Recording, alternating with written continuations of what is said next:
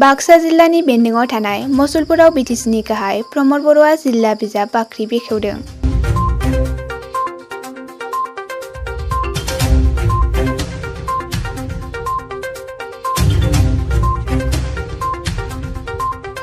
बिजाब बाख्रिनि मुंखौ बर' थुनलाइ आफादनि पार्ग आफादगिरि रुंसारि रामदास बसुमतारी मुङाव दोनदों होनना बिटिसिनि चिफ प्रमद बर' बिथाङा खौरांगिरिनि सिगाङाव फोरमायदों।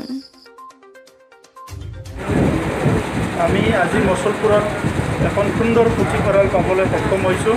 ইয়াৰ কাৰণে আমি সকলোৱে আনন্দিত হৈছোঁ আৰু এই পুথিভঁৰালখন আমাৰ প্ৰাক্তন বড়ো সাহিত্য সভাৰ সভাপতি ৰামদাস বসুমতাৰী নামত এইটো নামাকৰণ কৰা হৈছে আৰু তেখেতৰ এটা প্ৰতিমূৰ্তি ইয়াতে স্থাপন কৰা হ'ব।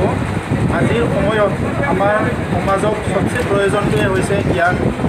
টকা পইচা আমাক লাগে জীয়াই থকাৰ কাৰণে, হাৱা পানী যিমান লাগে আমাক, ইয়াৰ লগতে সমানে আমাক শিক্ষা আৰু জ্ঞানৰ এতিয়া আমাৰ প্ৰয়োজন আছে।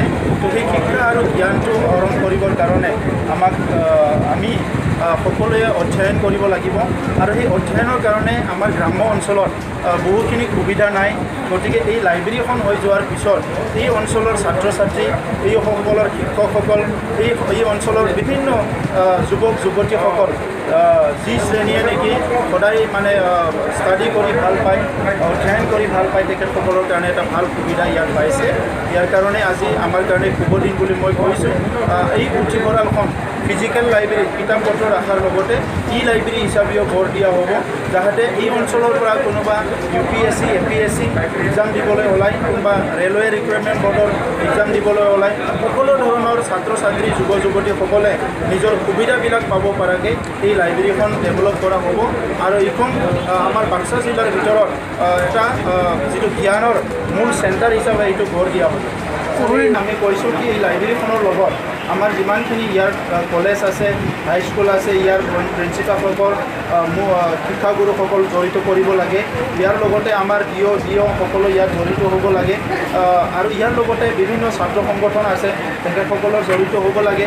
যে এতিয়া কি হৈছে, অধ্যয়ন কমি যোৱাৰ লগে লগে আমাৰ মানুহবিলাকৰ মাজত কিছুমান মানে আজি পৰিৱেশ সৃষ্টি হৈছে, যি পৰিৱেশবিলাক নৰ্মেলি অধ্যয়ন কৰা ব্যক্তিবিলাকৰ কাৰণে নহয়। আজি সেই সুবিধাবিলাক খেল ধেমালিৰ সুবিধা নোহোৱাৰ কাৰণে, অধ্যয়ন কৰাৰ সুবিধা নোহোৱাৰ কাৰণে আমাৰ ল'ৰা ছোৱালীবিলাকে আজি বহুত সময়ত ফেচবুক বা তেনেকুৱা মানে বেছিভাগ মানে ছ'চিয়েল মিডিয়াত বিজি হৈ আছে আৰু যিটো নেকি ছ'চিয়েল মিডিয়াত বিজি হোৱাটো বেয়া কথা নহয়, কিন্তু যিমানখিনি ভাল হ'ব লাগে তাতকৈ হয়তো বুজি নোপোৱাৰ কাৰণে আমাৰ ল'ৰা ছোৱালীবিলাকে বেছিভাগ মানে আননেচেচাৰী মানে চাটিং ইয়াতহে ব্যস্ত হৈ আছে। তো তাৰে পৰা লাহেকৈ তেখেতসকলক ডাইভাৰ্ট কৰিব লাগিলে সুবিধাবিলাক দিব লাগিব। সেইকাৰণে মচলপুৰত আমি অকল লাইব্ৰেৰীয়ে নহয়, ইয়াত লং টেনিছ কৰ্ট এটা কৰাৰ কাৰণে চিন্তা কৰিছে। আজি ইয়াত মানে এটা টেবুল টেনিছ কৰ্টৰ কাৰণে চিন্তা কৰিছে, পাৰ্ক এখন সজাবৰ কাৰণে চিন্তা কৰিছে আৰু ইয়াত ৰাকেশ ব্ৰহ্ম ডাঙৰীয়াই নিজে মচলপুৰ টাউনখন দায়িত্ব লৈ পেলাই ইয়াৰ সৌন্দৰ্যটো বঢ়োৱাৰ কাৰণে আমাৰ BTCৰ EM হিচাপে তেখেতে কাম কৰি আছে।